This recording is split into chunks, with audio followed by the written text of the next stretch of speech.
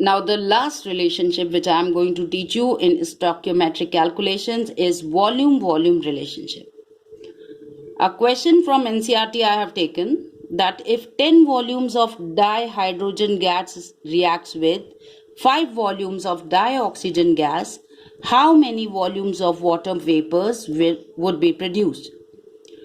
A simple balance equation you have to write. This is dihydrogen, this is dioxygen, and this is water molecule.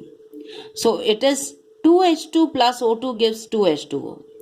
Here they are talking about volumes. So you just simply write 2 volume for H2. Below O2 you write 1 volume, and below H2O you write 2 volume. In case of H2, you are going to relate as 2 volume of H2 gives 2 volume of H2O. 10 volume of H2 gives 2 by 2 into 10, that is going to be 10 volume. In case of O2, 1 volume of O2 gives 2 volume of H2O. Then 5 volume of O2 will give 2 upon 1 into 5 is equal to 10 volume.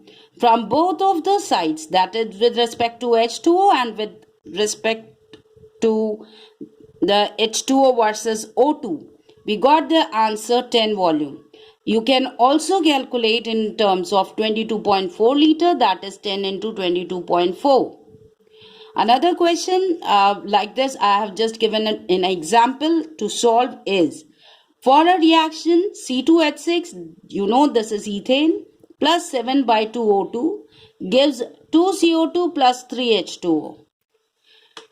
Find out the volume of O2 gas in liters for combustion of 500 ml of C2H6.